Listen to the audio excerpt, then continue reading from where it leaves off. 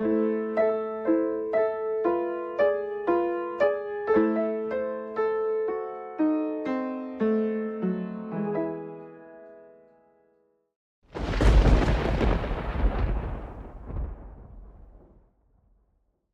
everybody.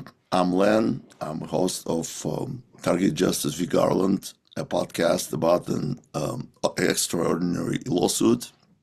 And with me today is Professor Armin Krishnan. If you browse my channel, you will find an interview that we did, I think, in 2019 or 2020, and it's the second most viewed interview on my channel. Welcome, Professor Krishnan. Good morning. Good morning, Len. Thank you for having me on your podcast. It's my pleasure. Last time we discussed your first book on the topic, which I read from cover to cover, and I think it even though you wrote it in like 2016 or 2017, it was not published until 2018. And the title of this book is Military Neuroscience and the Coming Age of Neurowarfare. And this is one of the books that changed my thinking on the topic of neuroweapons. One of the books that stood out and gave me real actionable and well-researched and referenced information. And today we will be talking about your other book that just came out in March, and I believe I was probably one of the first reader because it was came up on March 11, I think, and I read it on March 17. So it's been a month since the book came out. So the name of the book is Fifth Generation Warfare, Dominating the Human Domain. And just for our listeners, our viewers, Armin Krishnan is an associate professor and director of security studies at East Carolina University, where he teaches U.S. foreign policy, international security, and intelligence studies. He is the author of several books, including Military Neuroscience and the Coming Age of Neurowarfare. Is that pretty accurate? Yeah, that's the case. Yeah. Would you like to add anything about yourself? Well, I started out in political philosophy as a student, and then I switched to international relations, and I specialized in security studies. My PhD was, broadly speaking, on the military-industrial complex and the changes towards service contracting. And then I moved on to autonomous weapons systems, which was a new thing back in 2009. And yeah, I'm interested in military technology, and I'm interested in military ethics and the future of war. And yeah, I want to write another book on Havana syndrome. So that is the next project I would be working on. So I think it's very important to understand what is happening in this area of brain research and the military connection to it, and also the connection to transhumanism. So these are broad changes of society that are planned by the so-called elites. And yeah, the ordinary person is subjected to what I would call fifth generation warfare. So that is the topic for today's discussion. So what I want to do today is to broadly lay out what is fifth generation warfare and whether it's a useful theory for understanding our current reality and the reality of conflict and yeah, military conflict, but adjusted to the information age and in connection to broader trends such as transhumanism. So maybe I can start off with explaining how this theory came into existence. So some of the backstory of the theory. Yes. Going to fourth generation warfare, which was proposed by a group of Marine Corps officers in 1989. And they wrote an article in the Marine Corps Gazette about fourth generation warfare, which they saw as the future of warfare. And it was not clearly defined. So they proposed that there are several generations of warfare, starting with a first generation, which supposedly began in the late 18th century. And that was based on changes that were political and societal. So in particular, conscription and nationalism. And that meant mass could be brought to bear on the battlefield. So that was a massive expansion of war that happened at the time, and that constituted the first generation. And they say that there was a second generation that was primarily based on firepower, and that that is best shown in the case of the First World War. So that was the siege warfare of the First World War, dominated by artillery and firepower. And then they say there was a third generation that occurred in the interwar years, and that is now based on maneuver. So that is also called blitzkrieg. And that was also based on some broader societal changes as well as technological changes, in particular communications technology and armored warfare and the aircraft that completely changed how the military could conduct war. And then they said there is now a fourth generation that is emerging. So we have reached the limit of what can be done with the third generation, which is maneuver warfare, and that there could be two potential directions for fourth generation warfare. One is the technological direction, which became later known as the revolution in military affairs.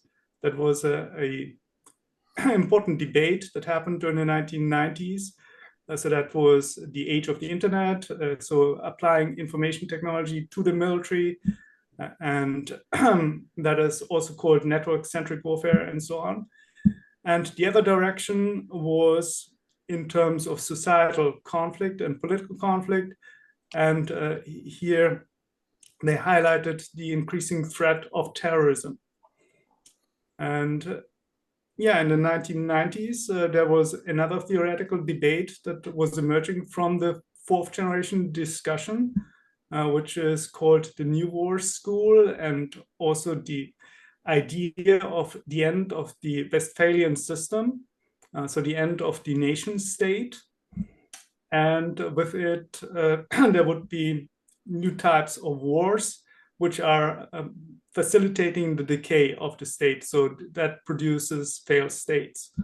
And the main paradigm here is insurgency.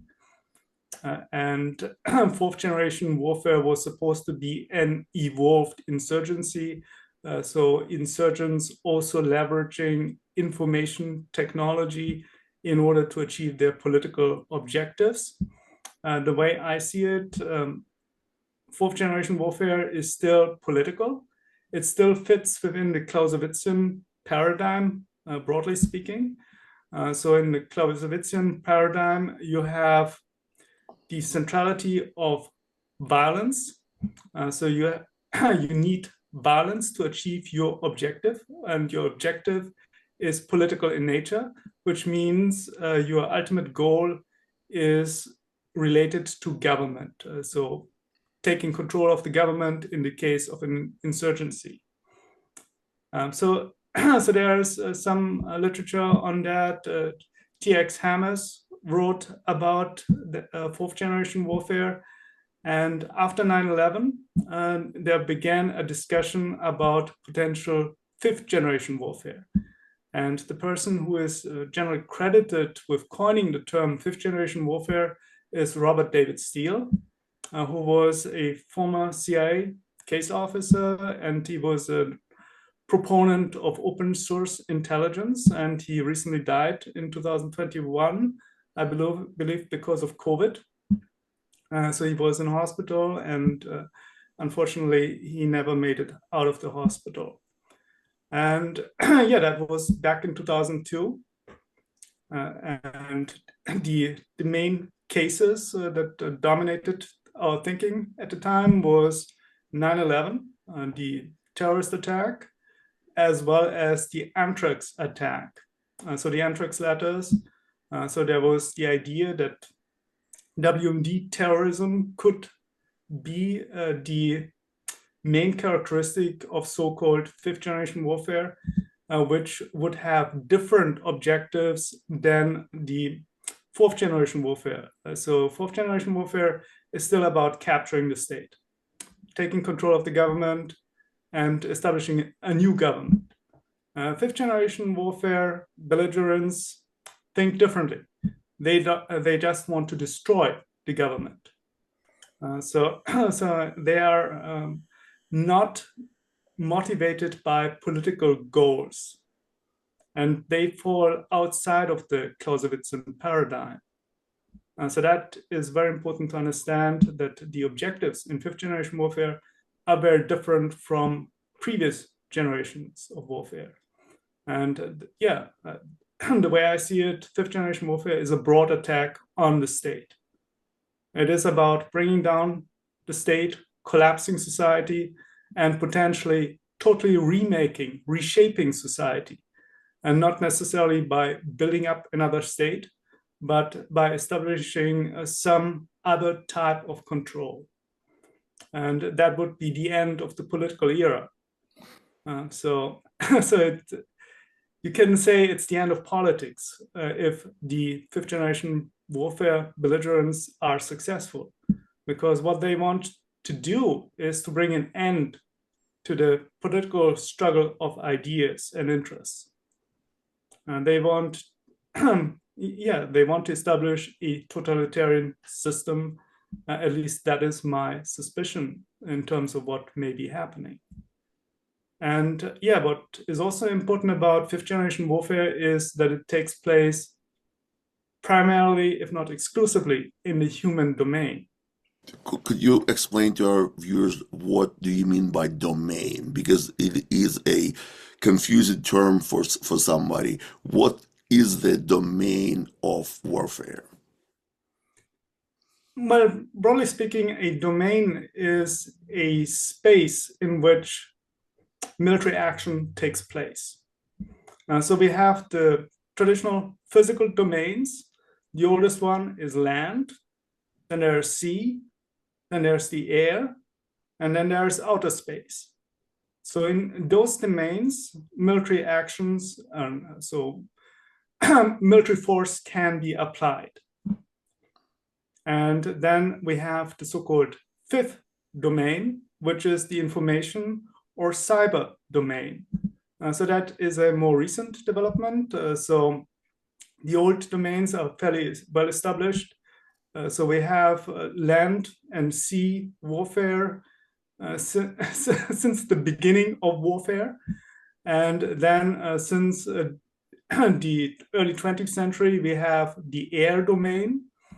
So that also means that we have developed a dedicated military force for that, the Air Force, which came in existence in the United States in 1947. But obviously, we have air forces since the First World War, for sure. And then the more recent one is the outer space domain, which now also has its space force. So that also marks the existence of a domain, that you have a dedicated military capability for operating in that domain. So since 2018, we have the Space Force. And we also have a cyber force, which is Cyber Command, which I believe was formed in 2009 or 2010. So these are the main domains. And the Special Operations Command has suggested that there could be another domain. So that would be the sixth domain, which is called the human domain. And the human domain is about social relationships. It's about culture. It's about cognition and narratives. So what happens in the human domain is, broadly speaking, psychological warfare. So you're trying to affect the minds of people in order to achieve military or political objectives. May I ask a question? What you just said, you meant the fifth generation warfare is the human domain, not the sixth. Well, fifth generation warfare takes place primarily in the human domain. So the domain is where military force is applied. So that's the operating area. Mm-hmm. So where the action takes place, so to speak. Okay. And you have dedicated types of capabilities for each domain. And yeah, and if you count the domains, land, sea, air, space, cyberspace, and then the sixth would be the human domain. So it doesn't match up with the Okay. generation. Now I understand the difference. There's a number generation warfare, and then there are number of domains. I just want to ask this question that really shocked me. You present a table on page 51 where you list all the generations warfare. And for the fifth generation warfare, you describe the domain as physical, information, cognitive, and social.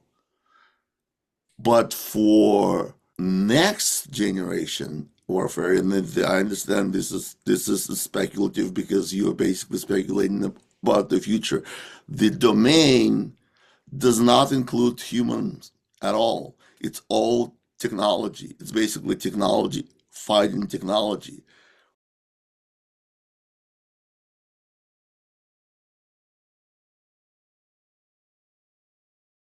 What does it mean? Does it mean that by the end of fifth generation warfare, humans become irrelevant or extinct? I really want to know what you think about that and how do you think it will unroll? Well, there is a difference between the generations of warfare and the domains. And as I said, it doesn't really match up in terms of the numbers. And the table is actually based on a diagram by Donald Reed that I used as the foundation. And yeah, you can also call them gradients of war.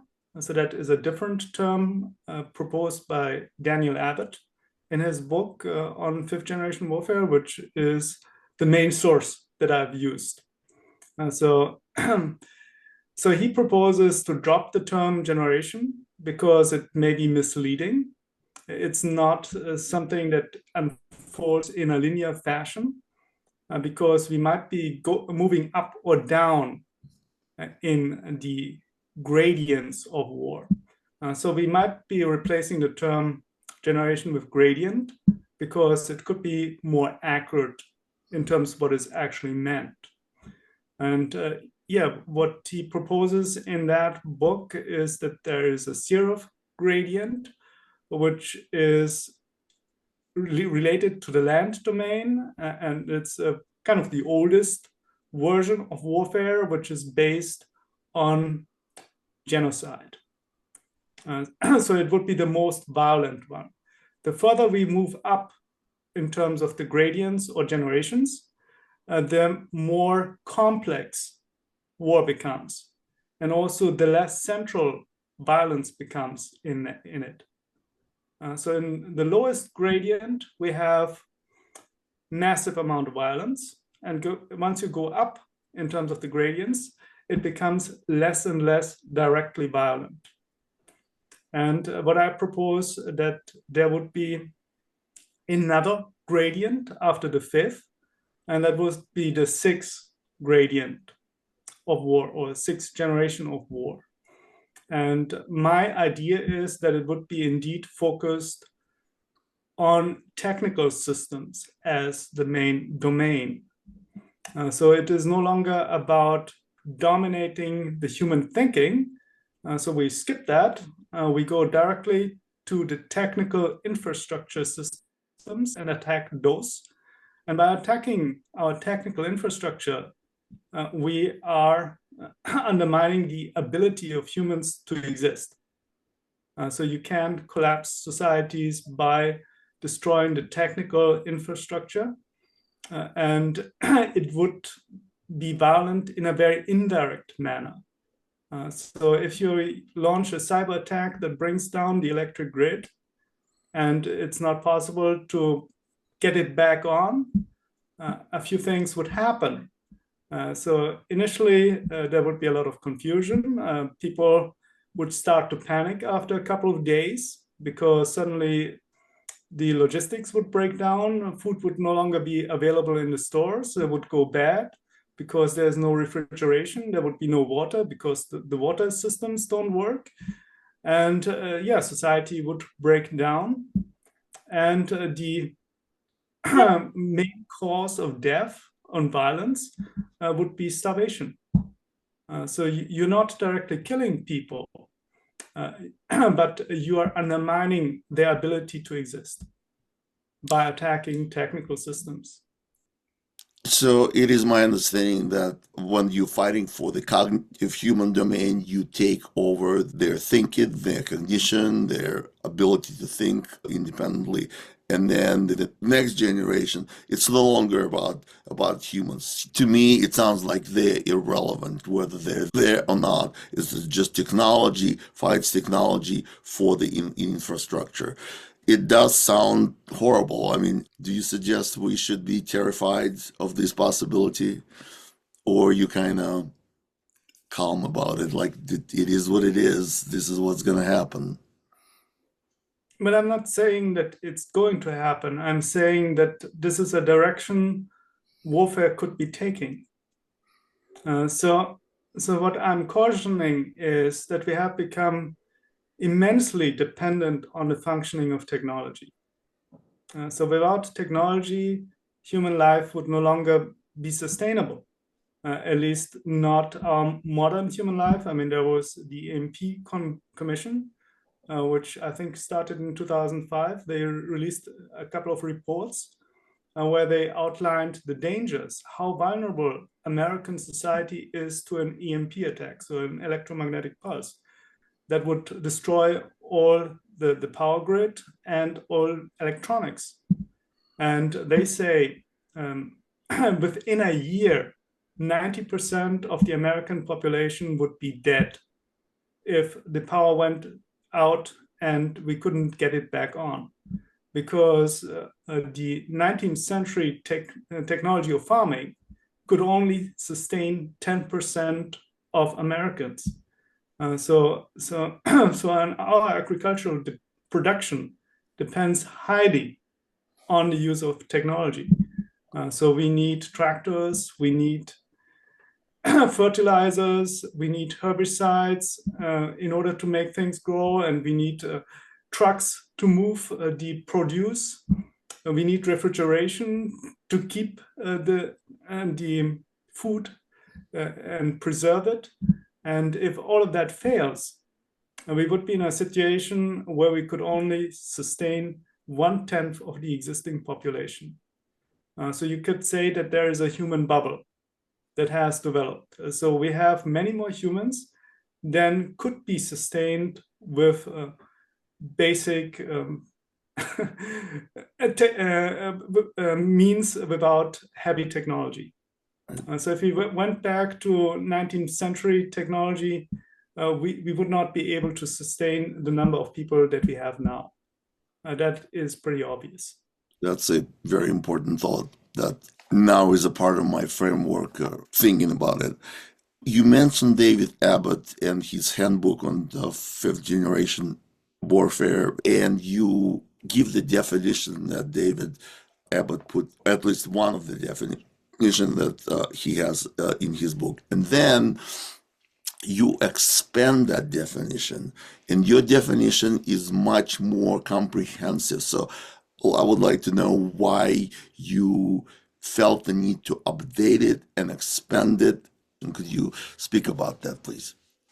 Okay, so the book by Daniel Abbott was published in 2010, and it's really a collection of different articles by different authors.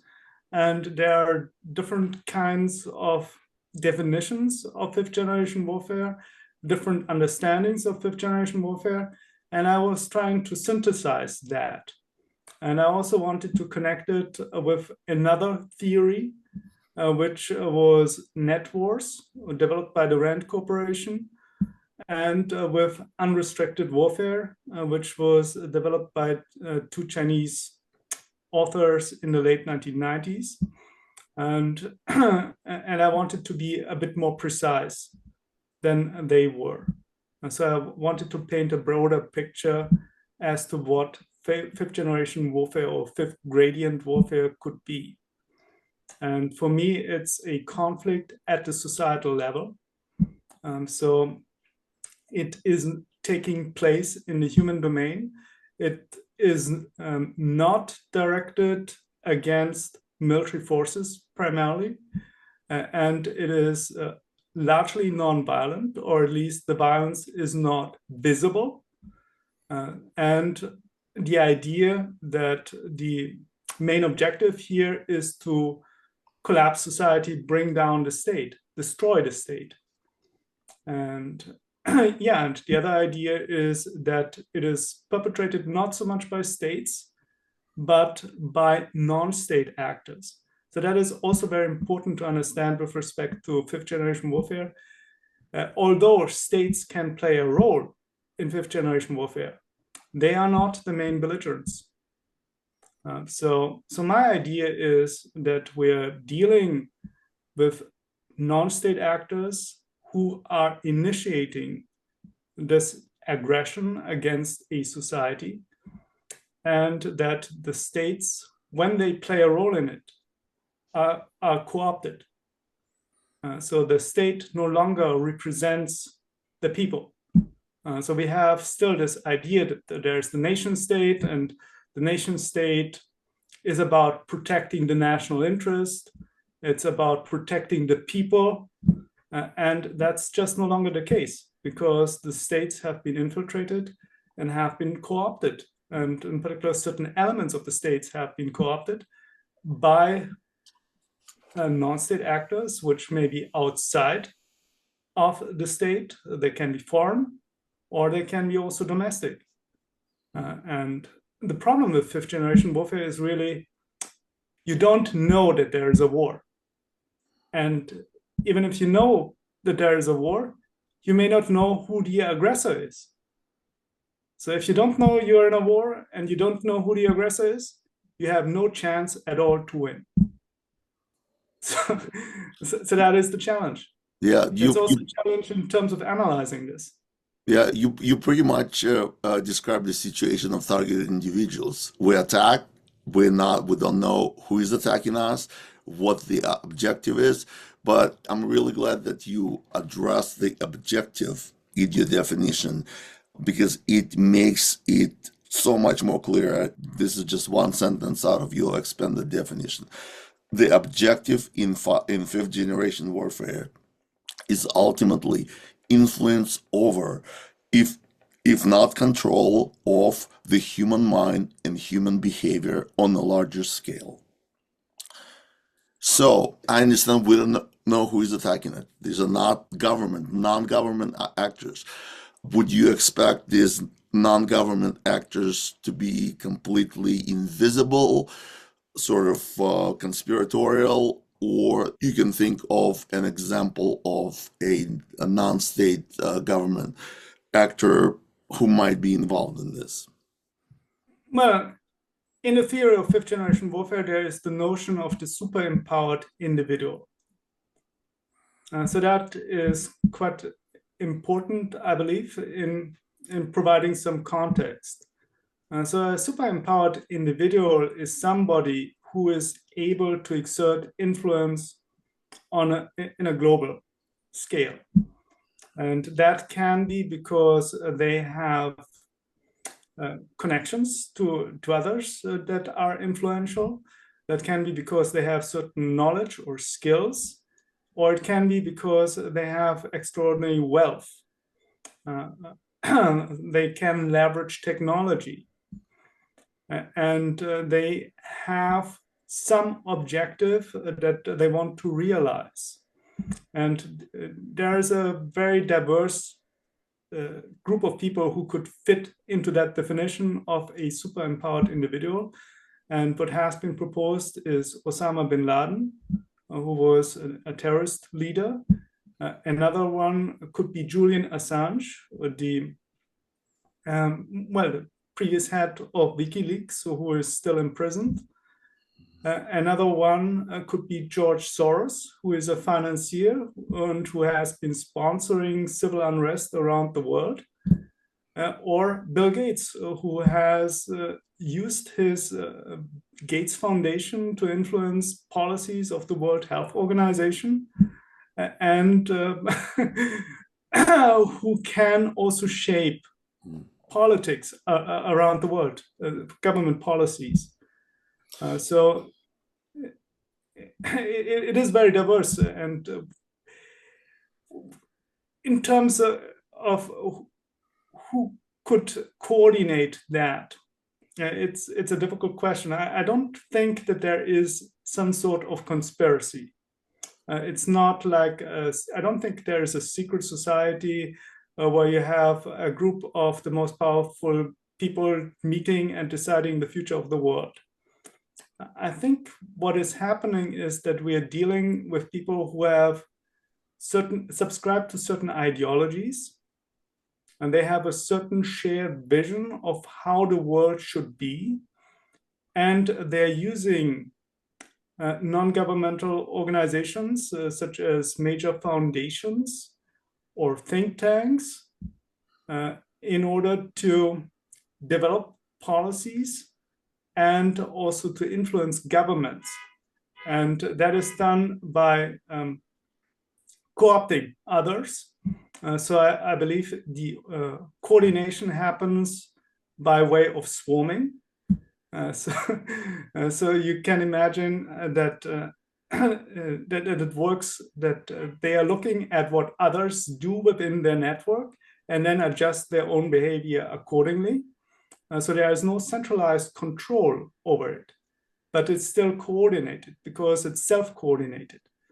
Because you have people with the same kind of ideology pursuing roughly the same kind of goals, and you have also the possibility of others getting co-opted using financial means or other kinds of incentives. And that results in broader coordination towards the ultimate goal.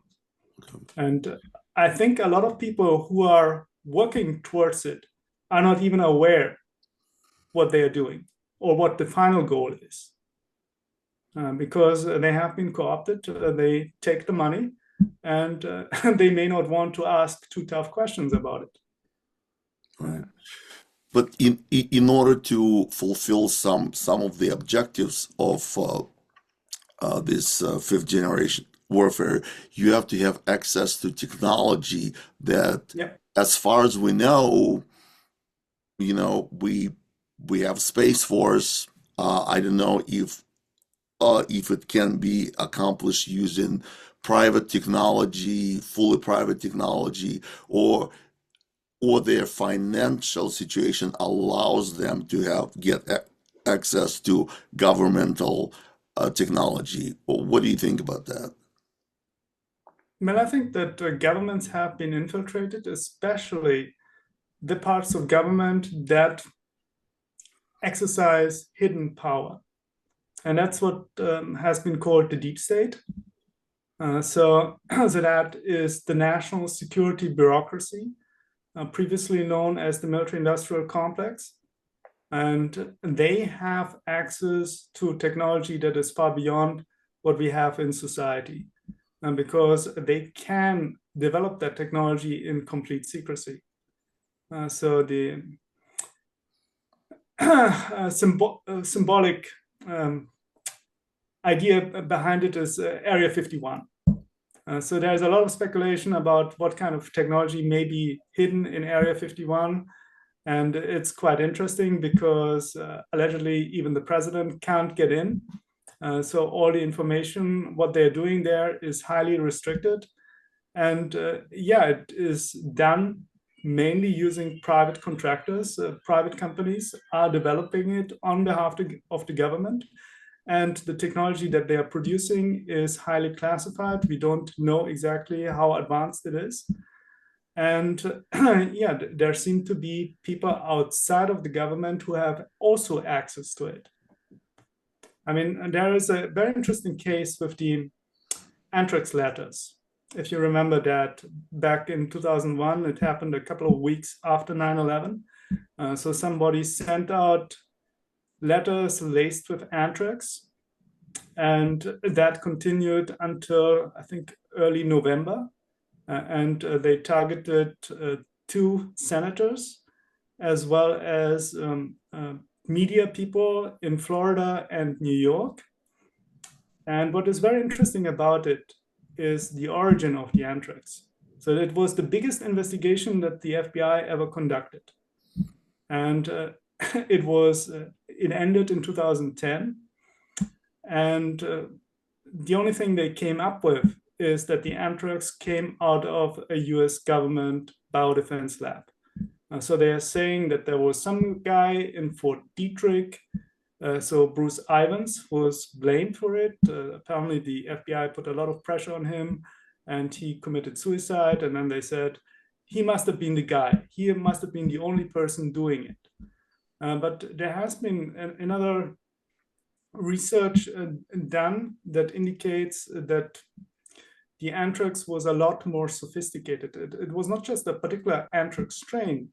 So the Ames strain that was only available in a few labs in the world, one of which was Fort Detrick. And it was also the fact that the anthrax had been specially processed. And they were saying, I mean, there was a peer-reviewed article published on that saying that the anthrax was microencapsulated and that it may not have come from Fort Detrick, but from Dugway Proving Ground, and that it had been developed by Battelle, which is the defense contractor, under a DARPA grant. So they developed a small amount of this highly sophisticated anthrax that was more resilient. So it had some silicone coating, so it could survive longer and could survive heat better and stuff like that. So it was weaponized. And they produced a small quantity of that in that very secret lab in Utah. And apparently that was the anthrax that they put into the letter. And there's a big question, how did that happen? It suggests so many scenarios. And what I would like to ask you, when you were talking about military-industrial complex, you actually have a chapter that called Nano-Info-Biocognitive Technologies. So it's no longer a military-industrial, I think it's military-industrial pharmaceutical complex. And you write that most people are in denial that all these powerful technologies can work together. But your position is that's what makes it so transformative, because it not only changes what humans do, but human beings themselves. And you refer, the next idea that you present is transhumanism. So let's explain to us, how do you think all these technologies work together and how it's related to transhumanism? Well, maybe I start with transhumanism as a foundational idea that that provides the direction of what may be happening now. So transhumanism, I think, is a term coined by Julian Huxley. He was an evolutionary biologist, and I think also the brother of Aldous Huxley, who wrote The Brave New World.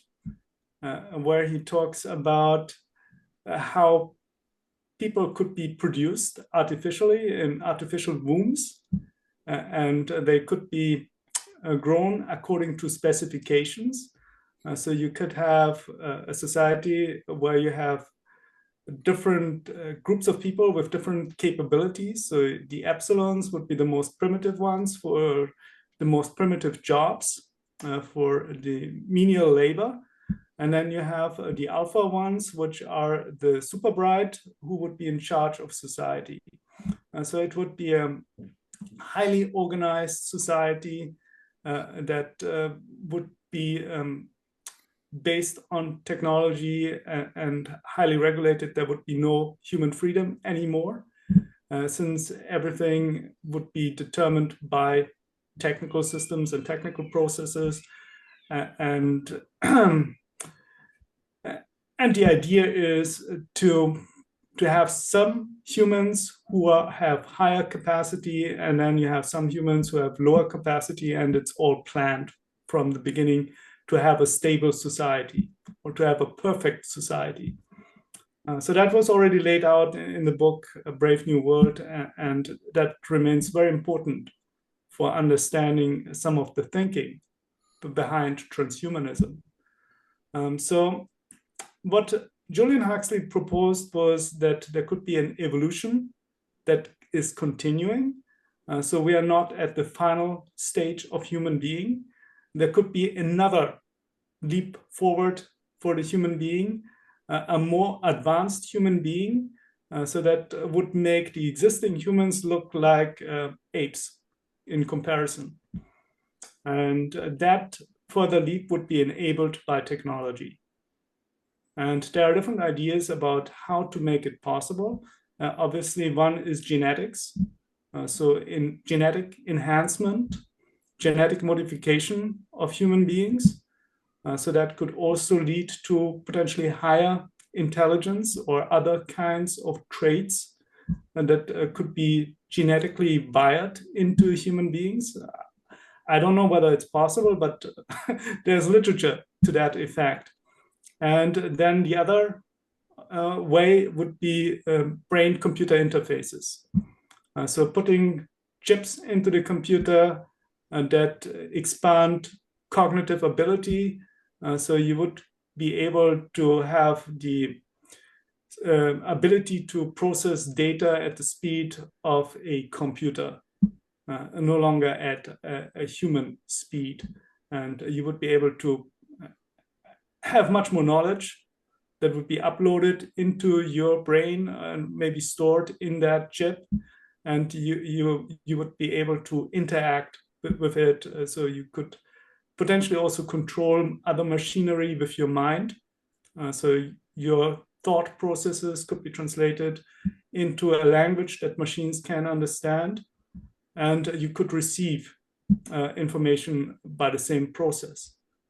And that would radically expand human capability. And the idea of transhumanists is that it would be, in the end, good for people. So they would acquire superhuman abilities, and it would be wonderful. And That's debatable. I want to ask you about perhaps the most provocative part of your book, where you talk about the twin project. It's a simulated reality of both environment and everything in the environment, including humans and their brain. You're right that this is perhaps the most secretive and most promising project of DARPA. Please explain the significance of it. well, I think it started out in 2006 or 2007 when there was a DARPA proposal about a sentient world simulation, and I think it was from Purdue University. So the idea was to replicate the whole world and human societies in a computer simulation. So it's a little bit like the movie The Matrix. So the whole reality is simulated, and we can use that for analysis and prediction. So that is the main motivation. So you can test psychological warfare techniques in that simulation to figure out how a society would respond to certain events. So that, I think, was the main motivation for DARPA to fund it, so that they can run simulations about how certain events could affect society and also other societies. And yeah, very little has been published on that. It seems to have gone underground. It's probably highly classified. It's very hard to find information about it, especially since 2010. You hardly find anything anymore about it. And I'm pretty sure that this kind of research has continued. So we have much more computing power now. It's much more feasible than it was back then. And it remains highly relevant to what you may want to do in relation to societal warfare and manipulation. So you want to have a good understanding of how society would react to certain things. Because then you can provide stimuli to move the society in a certain direction that you want. And you can also use it for attacking others. So if you understand how they are functioning, you can use it for fine-tuned psychological operations that can produce precise effects on a society. So it's no longer as primitive as it was back during the Second World War, when they were conducting psychological operations with the black radio stations and the leaflets and stuff. It's much more advanced than what we had back then. Just want to make one comment relevant to the targeted individual community. We believe that we're experimental subjects in broader program, like a twin program. So, for example, if there's a digital twin of, or let's say a holographic representation or some kind of model of our brains, and we've been tested how a person with this architecture, with this neurostructure responds to certain stimuli. And it's a trauma-based, but for some people, it's actually based on positive reinforcement. This is why targeted individual have a variety of symptoms, because it's not just one technology. But I believe there's a connection. I imagine they would model this situation, or especially when they control your environment, because they control your perception. If they would run an algorithm on the digital twin of your brain and then run it in reality and see if the algorithm works. And the more precise the algorithm works, the better the power of prediction. I think there is a connection between that. But of course, as you know, we're fighting in court, and fighting the government is, as futile as it sounds, is the only pathway we have, because we cannot stay silent. And I believe that this is the future, when literally every person becomes a targeted individual. The end of the targeted individual program is when everybody becomes targeted. That's neurological control. They have a digital twin of their brain. That sounds like the end game of fifth generation warfare. What do you think about this? Well, I think it may not be the government directly doing it. So we are still stuck in that paradigm that the governments are the main actors. They are the most important actors. But this may not be the case. I think that there are super empowered individuals who have very specific ideas about how the world should function, that they agree on that. So they may be extremely wealthy, they have access to the technology, and they may be able to co-opt governments or certain aspects of governments in order to bring about their vision. In the end, they are going to destroy the government. I don't think that it is beneficial for the government to move in that direction, because at some point the government itself becomes unnecessary. If you have total control over people, you don't need a government. So the government itself will become a victim of it. That makes sense. And the people who are currently in charge of the government, they will also become a victim of it. So that is perhaps something to take into consideration. You may not be just fighting the government, you're fighting something else. Right. But the government plays a role in some fashion. I don't know if you're familiar with our case, Targeted Justice v. Garland, but we are claiming that the way we become targeted is that we been nominated into a terrorist screening database by various agencies, and there's a special category for us. It's called a non-investigative subject or an expanded select list. So basically 97% of the TSDB, terrorist screening database, are people who have nothing to do with national security. And that's a lot. This is the expansion. The FBI controls the terrorist screening center and the nomination, and then it distributes that information through NCIC, through National Crime Information Center, and there's a special category.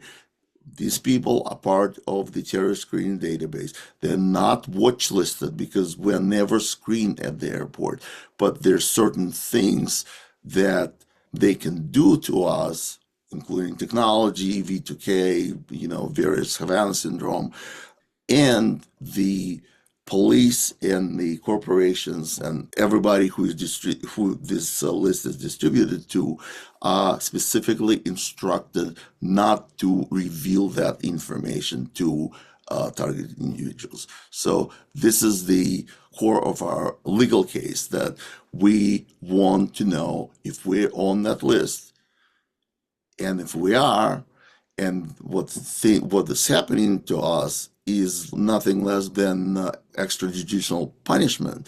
And we have due process. In fact, the Supreme Court, I don't know if you follow, there's a case called FBI v. Ficker. It took 10 years for it to get to the Supreme Court. And the Supreme Court said that the government denied this person his due process right.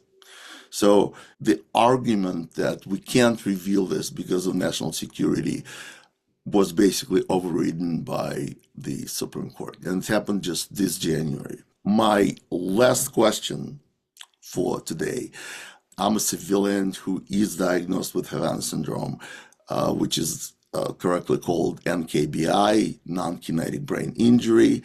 I'm on disability with this condition because of cognitive decline, of ongoing attacks that debilitate me, etc., etc. You said you're going to write a book about Havana syndrome, but you also have a chapter or sub-chapter in your current book about Havana syndrome, and it's very accurate. You give a very accurate description of the events. It's in the chapter called Cultural and Cognitive Warfare. So you use it as an example of fifth generation warfare. My question is about the position of the U.S. government. You described this position as impossible. And that's what I would like to hear from you. Why do you think the position of U.S. government on Havana syndrome is impossible? Well, it is certainly contradictory. And so on the one hand, they seem to be concerned that some of their personnel are getting hurt. And they seem to be admitting that in private. At the same time, they want the public to believe that there is no problem. So that is already a contradiction, and there are ongoing investigations into the Havana syndrome, and there is an ongoing concern about it. and at the same time, there is a public denial. And that doesn't seem to make sense. So why are they denying something that they very likely understand is a problem? So that I think is an important question to ask, because most of the time people will think, well, if they officially say it's not happening, then it can't be happening. Because why would they say it wouldn't be happening if they had reason to believe that it could happen? So there are a lot of people who are skeptical about it because of the recent intelligence community assessment that came out a year ago, where they said, well, we don't have any evidence that there is a worldwide campaign to harm our people. So the question is, why are they denying it if there's good reason to believe that it is happening? And I think there are multiple reasons why they are denying it. One is, and they don't have a solution. They don't know what to do about it. So people getting hurt, and they don't know how to tackle it. They would need to capture the attacker and capture the device that is causing the damage to those people. And that seems there doesn't seem to be any success in doing that. So I don't know what the range of those weapons is and how the mechanism works. So it could have a longer range. It could be based on other kinds of technical systems. I mean, there's speculation about cell towers being used. So we don't really know how it works and how it's done. And it would be very difficult for the government to admit that. And it would also be an admission of impotence. Governments do not want to look impotent in relation to a threat. They always want to be on top of it. They want to be showing that they can deal with the dangers of threats.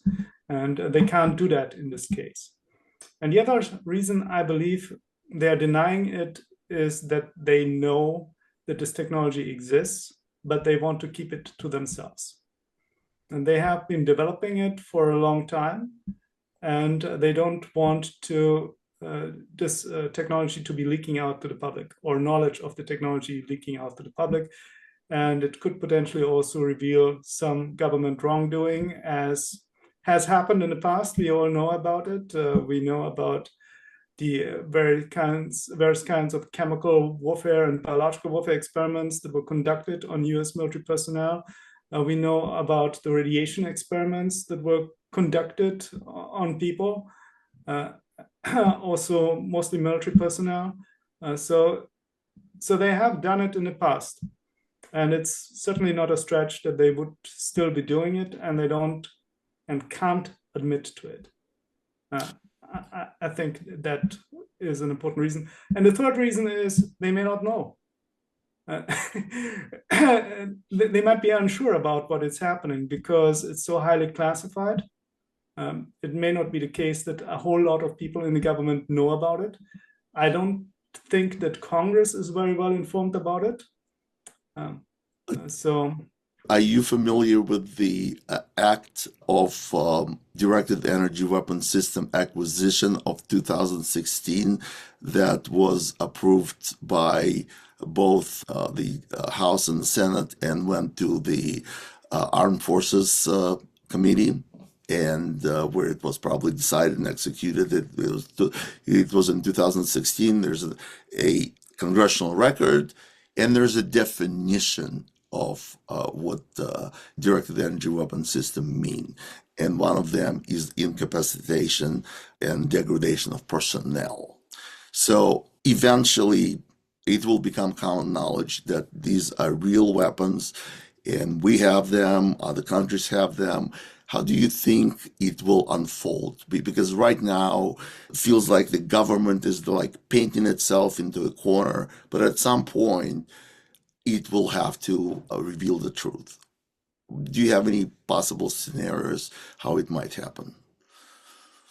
Well, I think what would likely happen is a proliferation of the technology to sub-state actors, so to criminal groups. I think it's already happening that there are criminal organizations that have access to the technology and that are causing harm to others because of criminal motivations.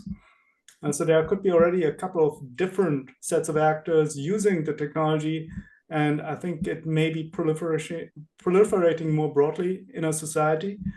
So at some point, people might be able to develop their own microwave weapon, modifying a microwave oven in order to harm their neighbors.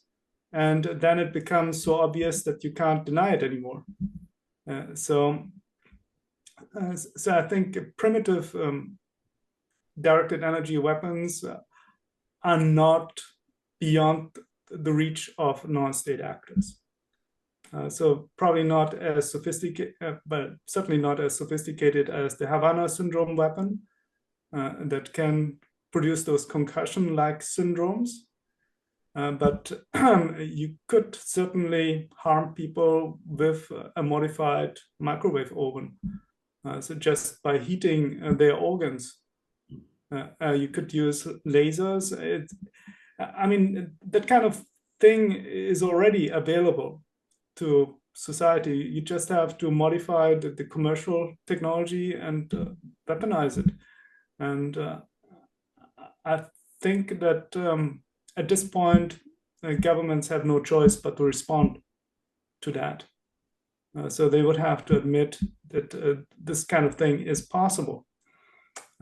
What I think that is still preventing them to do so is the telecommunications industry, which is immensely powerful, because their whole technology is really based on using the microwave spectrum. And if they admit that their technology is harmful to people, so that it has bioeffects even at low energy levels, then they would be on the hook for paying damages to people. And you're certainly aware of the issue of brain tumors related to high usage of mobile phones. So that is also low energy, and that can still affect the brain and cause cancer. So it's very difficult for them to admit that. And they are bribing the government not to do anything about it.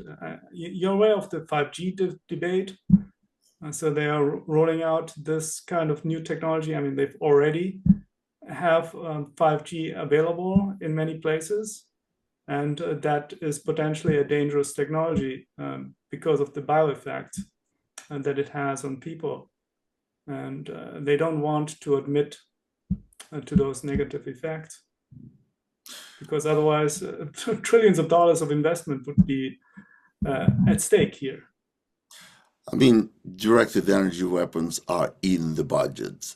New Mexico seems to be the hub where all this research and production takes place. So you kind of can't hide the obvious when they're hiring thousands of people to work on this technology.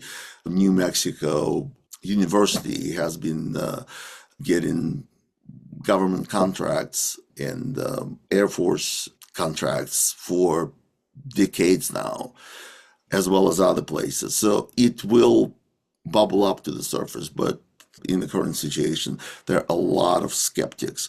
And I think it's too hard of a topic to discuss. The idea that your brain can be accessed remotely and damaged remotely, and you don't know who is doing it to you, is very hard to accept. And so most people simply in denial. And then on the government side, the part of the propaganda, are you familiar with the March issue of JAMA, where the 2 NIH studies were published, and one of them shows no brain damage using fMRI in a group exposed to AHI. Are you familiar with the study, and are you familiar with the criticism around the study? Yeah, I'm familiar with that. So we basically, from Dr. Relmond, who was the chair of the National Academy of Science, to Robert McCreight and Giordano, basically every expert, including myself, we exposed how it was the AHI group was diluted by people with functional neurological disorder, and that made the comparison with the control group insignificant. Although there's a significant difference, statistically significant difference within the AHI group, the anomalous health incidence, because they basically accepted a lot of AHI exposed patients simply by referral. And then on top of that, fMRI doesn't seem to be the best method to detect neurocognitive disruption. There are better methods. It's called QEEG, quantitative electroencephalogram. What fMRI, even functional fMRI, is an indirect representation of the function. QEEG is electric neuroimaging. So neuroimaging of structure and neuroimaging of electric signals. This is the main difference between the method. And QEEG has been extremely helpful. It helped in my case. I did QEEG 6 months apart to show the progress and the number of broken connections, so-called slow delta connections that you're not supposed to have in the awakened state, was 400% more. That's what kind of cognitive damage you receive from ongoing Havana syndrome attacks. So, Armin, congratulations on the book. Highly recommend. I hope this interview will bring more attention. Have you been interviewed about your book? Has anybody expressed interest? This is a premiere. I mean, it's the first interview with online, yeah. I appreciate this is absolutely my absolute honor. I hope more people will get interested in the subject because hiding your head in the sand is simply not an option. Any final words, please? Well, it's very difficult to understand where we are as a society and where we are going. I'm very worried about the way the world is going, but there may be some light at the end of the tunnel. I hope so, by publishing about it and raising awareness about the problem. And maybe we are not moving in that direction of the transhumanism and technocracy, and maybe we can find a better future than that. That's my hope. So you are cautiously optimistic. Thank you very much for this interview, Armin. We have a large audience, and this is a topic that we all need to know about. Thank you very much. Thank you so much. It has been a pleasure talking to you. Pleasure as well. Thank you.